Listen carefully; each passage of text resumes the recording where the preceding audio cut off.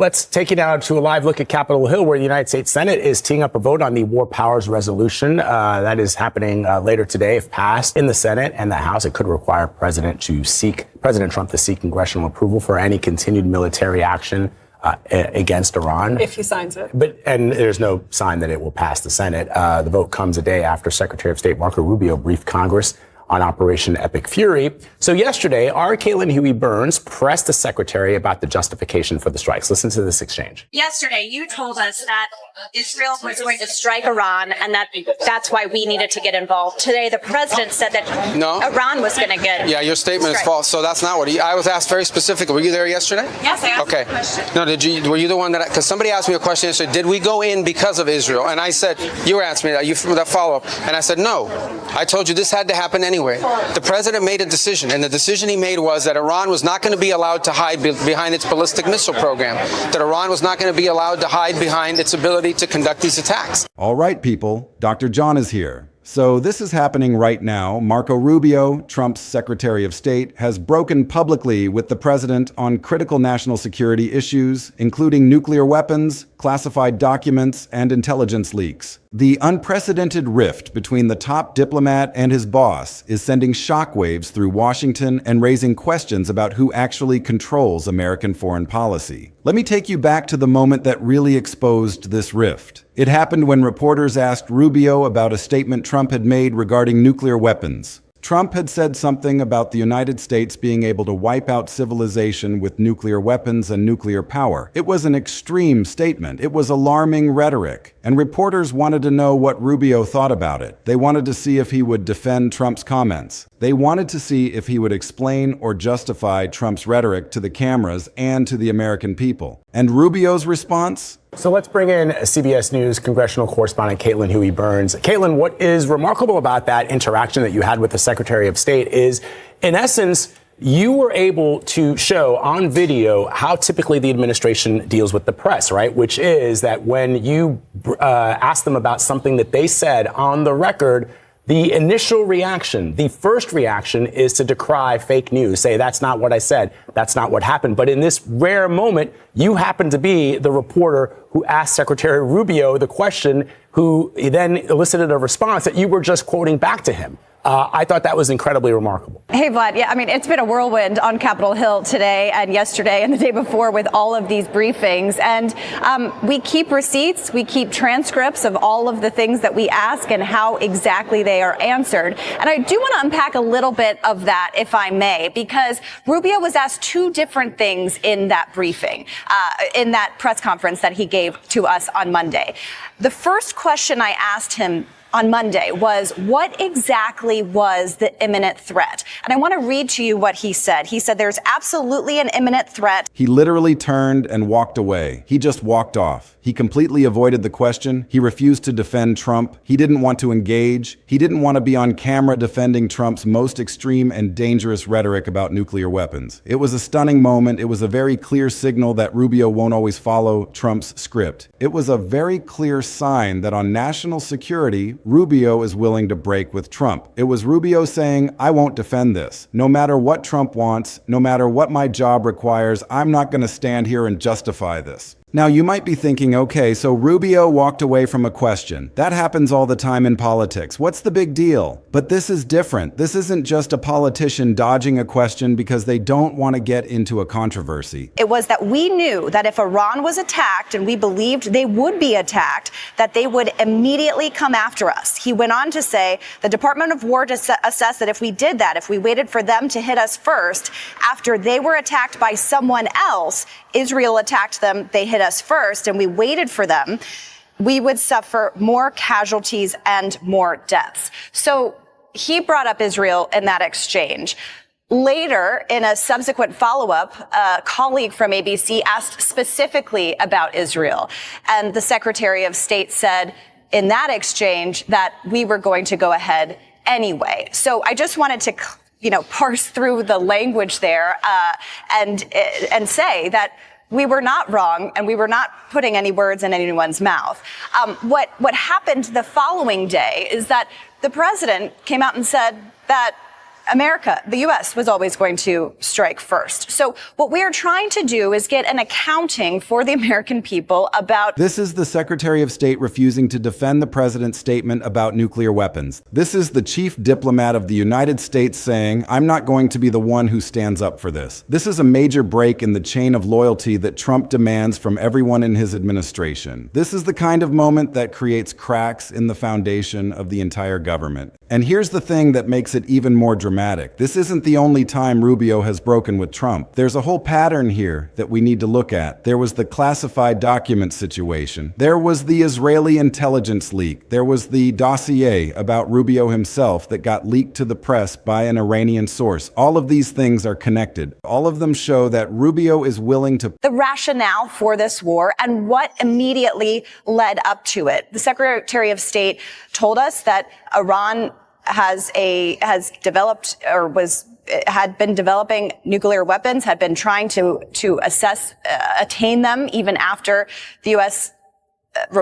Obliterated, in Trump's words, their weapons program, and that they had a growing ballistic missile program. So we're just trying to assess what the rationale is for this war, given that 6 service members have been killed. And I do want to underscore that General Kane started his remarks paying tribute to those service members who were stationed in Kuwait. And I really think, we should be focused on that as we are asking questions about the scope of this war and what is going to happen next, how long we're going to be engaged.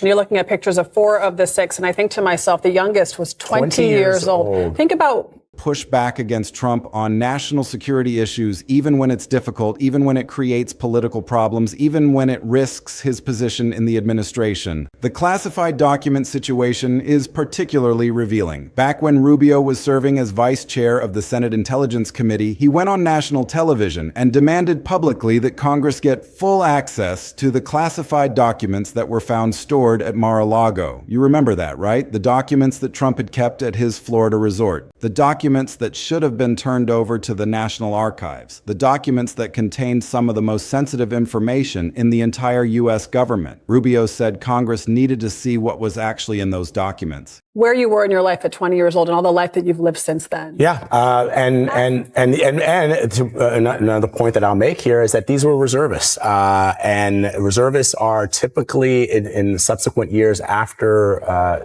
the Gulf War have been asked to step up in ways that back when I was a young cadet, you were not expected to do. And now we see in this particular case that these reservists have lost their life.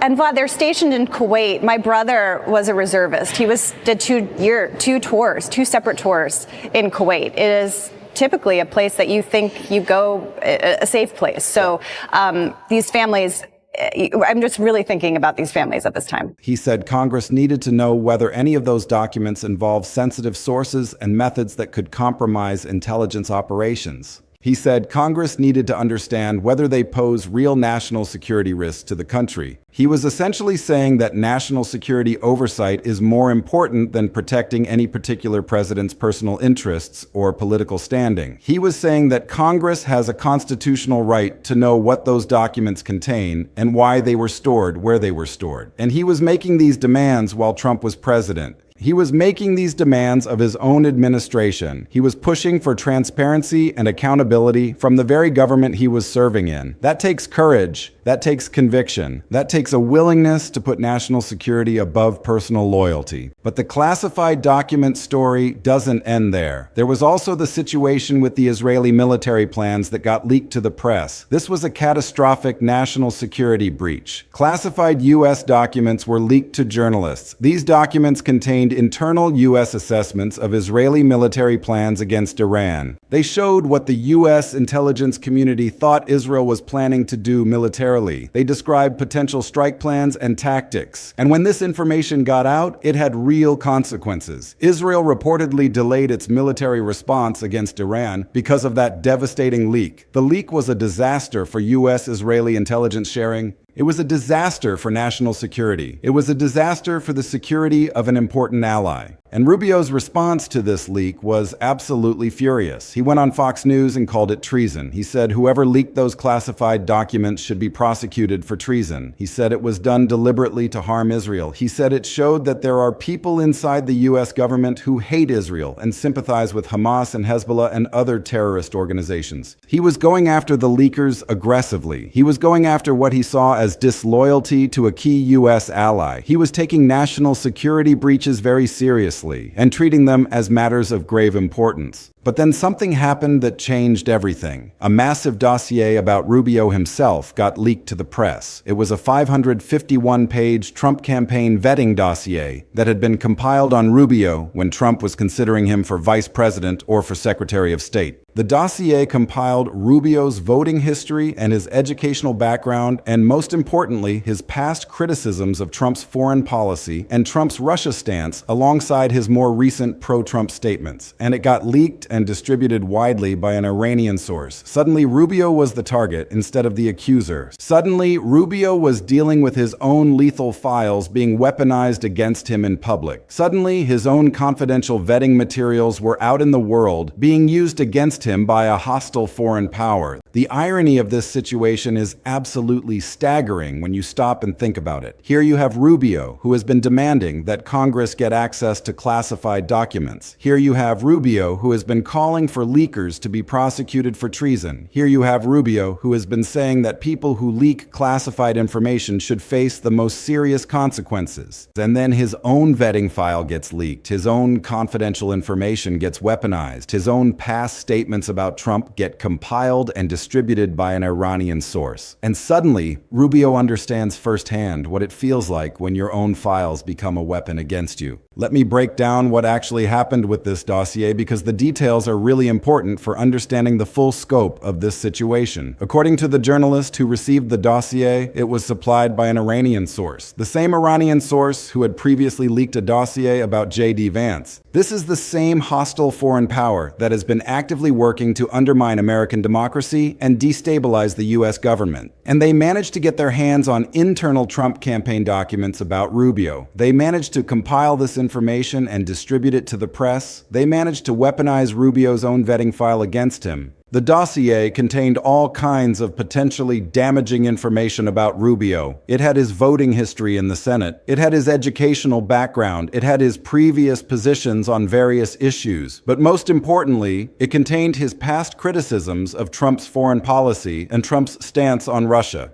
Rubio had been critical of Trump on some pretty major issues before he became Trump's Secretary of State. He had said things about Trump's approach to Russia that were not exactly flattering. He had expressed concerns about Trump's foreign policy decisions, and now all of that was out in the open, being used against him by a hostile foreign power. Now, you might be thinking, well, Rubio shouldn't have said those things if he didn't want them to come back to haunt him. And you're not wrong. But the point here is that Rubio's own confidential vetting materials were leaked by a foreign adversary. The same kind of classified document breach that Rubio had been condemning so strongly had now happened to him. The same kind of leak that he had called treason was now being used to damage his reputation and undermine his position in the administration. The same kind of national security breach that he had been trying to prevent had now made him a victim. This puts Rubio in a really difficult position. On one hand, he still believes that classified documents need to be protected. He still believes that leakers should face serious consequences. He still believes that national security is more important than political loyalty. But on the other hand, he's now experienced firsthand what it's like when your own files get leaked. He knows how damaging it can be. He knows how vulnerable even the most powerful people can be when sensitive information gets out. He knows that national security breaches don't just hurt the government, they hurt individuals too.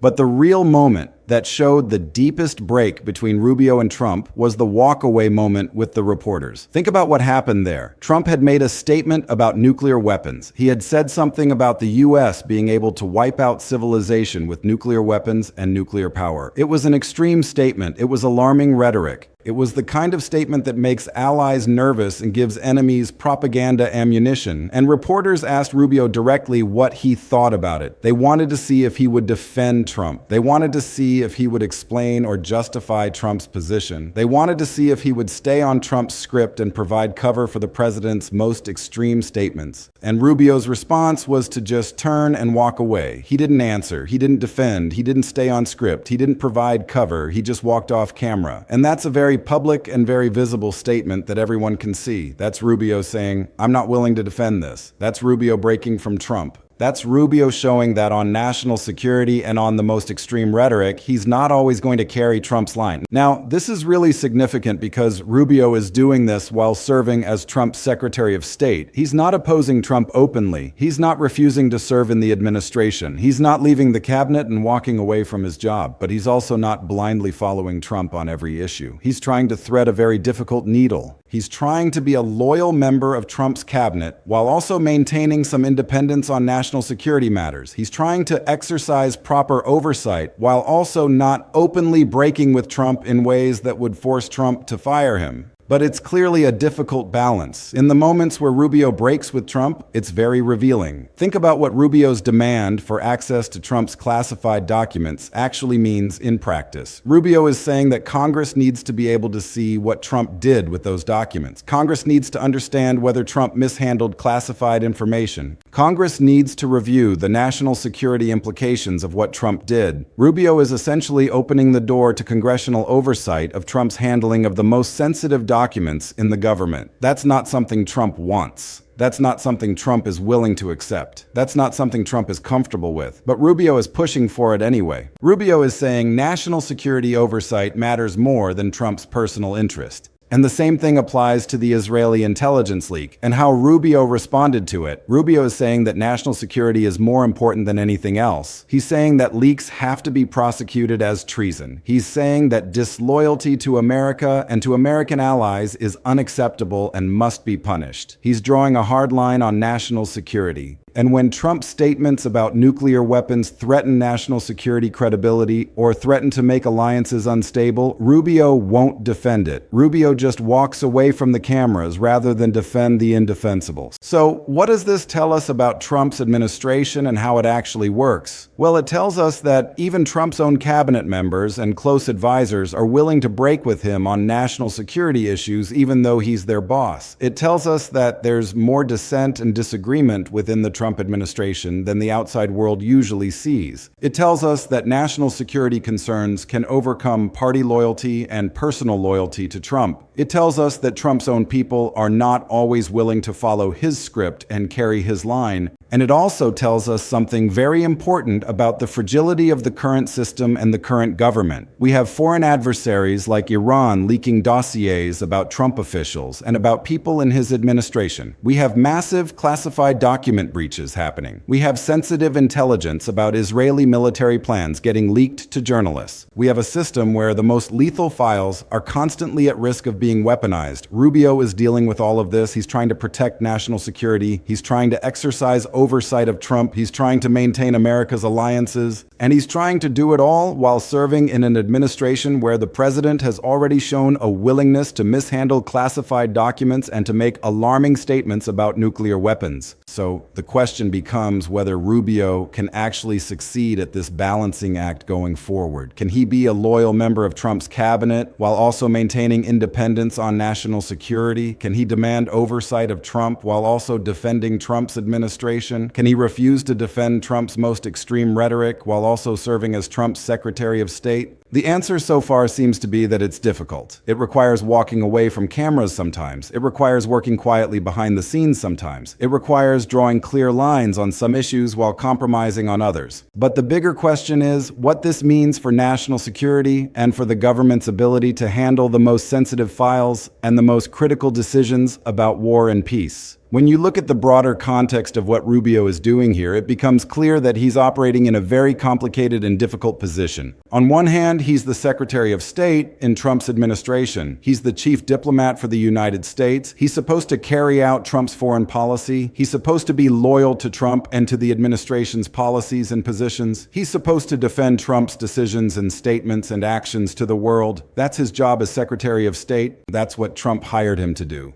But on the other hand, Rubio has real and deep concerns about national security. Rubio clearly cares about the integrity of classified information. Rubio clearly cares about protecting American intelligence sources and methods. Rubio clearly cares about maintaining alliances with key partners like Israel. Rubio clearly cares about the stability of the international system and America's position in the world. And sometimes those concerns are in direct conflict with carrying out Trump's orders or defending Trump's statements or staying on Trump's preferred script. So Rubio has to make choices about when to stay quiet and when to break, about when to defend Trump and when to walk away, about when to follow Trump's line and when to push back. And the pattern shows that on national security, Rubio is willing to break with Trump. He's willing to take positions that Trump might not like. He's willing to demand oversight. He's willing to call for prosecution of leakers. He's willing to walk away from cameras rather than defend Trump's most extreme statements. The question is whether these breaks can be sustained, whether Trump will tolerate this level of dissent from his Secretary of State, whether Rubio can continue to maintain this balance between loyalty and independence because Trump values loyalty above almost everything else. Trump expects his cabinet members to defend him publicly. Trump expects his staff to carry his line and to stay on his script. Trump doesn't like it when his own people break from his positions or walk away from cameras rather than defend him. So we're watching to see what happens next. Will Trump fire Rubio for breaking from his script on national security? Will Rubio continue to push back on classified document access? Will Rubio continue to refuse to defend Trump's most extreme rhetoric? Will the tension between Rubio's national security concerns and Trump's desire for loyalty eventually break? These are the questions that matter. These are the things we need to watch in the coming months. There's also the deeper issue of how vulnerable America is right now to these kinds of leaks and to these kinds of weapons that can be made from classified files. We have an Iranian source leaking dossiers about Trump officials. We have Israeli intelligence getting leaked to the press. We have classified documents about U.S. national security assessments being made public. This shows that even in Trump's government, even with all of Trump's emphasis on loyalty and security and keeping things secret, classified information is still leaking out. Sensitive files are still being weaponized. Adversaries are still finding ways to get access to internal documents and to use them against America and against American officials. And that's what makes Rubio's position so important and so difficult. He's trying to stop these leaks. He's trying to protect national security. But he's also in a government where the president has already been caught mishandling classified documents and keeping them in unsecured locations. He's in a government where the president makes extreme statements about nuclear weapons that even his own Secretary of State won't defend. He's in a government where foreign adversaries are actively trying to leak damaging information about senior officials. Rubio's walkaway moment is symbolic of something bigger. It's symbolic of the fact that even within Trump's administration, there are limits. There are lines that won't be crossed. There are statements that even Trump's most loyal officials won't defend. There's a breaking point where national security concerns overcome loyalty to Trump. Rubio found that breaking point.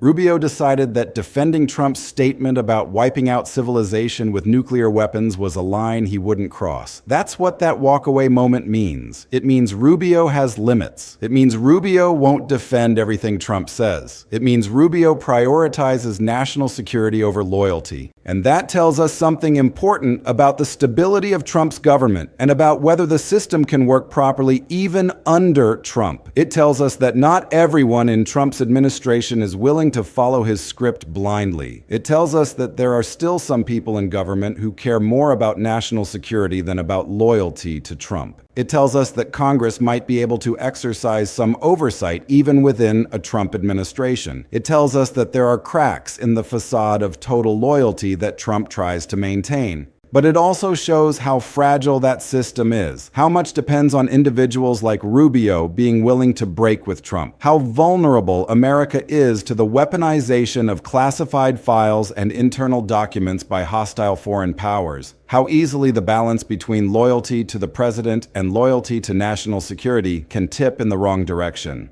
Rubio has found a way to balance these concerns for now. But whether that balance can last, whether Trump will tolerate Rubio's independence on national security, whether Congress will be able to exercise meaningful oversight of classified documents, these are all open questions that will shape the future of this administration and the future of American national security policy. The really interesting thing about all of this is that Rubio is essentially trying to be two things at once. He's trying to be a loyal cabinet member who serves the president faithfully, but he's also trying to be a responsible national security official who puts the country's safety above everything else. And those two roles are in conflict with each other more and more as time goes on. The demands of loyalty to Trump are pushing Rubio to defend things he doesn't believe in. The demands of national security are pushing Rubio to break with Trump on critical issues. And Rubio is stuck in the middle, trying to navigate this impossible situation. Think about the classified document situation again. Rubio demanded that Congress get access to those documents. He pushed for oversight of Trump's handling of classified information. He wanted to know what was in those files and whether they posed national security risks. That's the responsible thing to do. That's what a good national security official should do. But it also puts him in direct opposition to Trump, who didn't want Congress poking around in his files. It creates tension. It creates conflict. It creates a situation where Rubio has to choose between doing his job and maintaining his position in the administration. And the same thing applies to the nuclear weapons statement. Trump said something that was extreme and alarming. Rubio could have defended it. He could have come up with some explanation that made it sound less dangerous. He could have stayed on script and provided cover for the president, but he didn't. He walked away. He refused to engage. He made it clear that he wouldn't defend that statement no matter what. That's the responsible thing to do from a national security perspective. But it also creates tension with Trump. It creates conflict. It creates a situation where Rubio's loyalty is being questioned. So where does this all lead? Honestly, nobody knows. We're in uncharted territory here. We've never had a situation quite like this before. A Secretary of State who is willing to break with the president on national security issues while still serving in the administration. A president who demands total loyalty but has to tolerate dissent from one of his most important cabinet members. A system that is being tested in ways it was never designed to handle. Rubio has drawn firm lines on national security, demanding oversight, condemning leaks, and refusing to defend Trump's extreme nuclear rhetoric, and is willing to break publicly with the president to maintain them. Whether Trump will tolerate this independence long-term is uncertain, but one thing is clear: the tension between loyalty and security is far from over.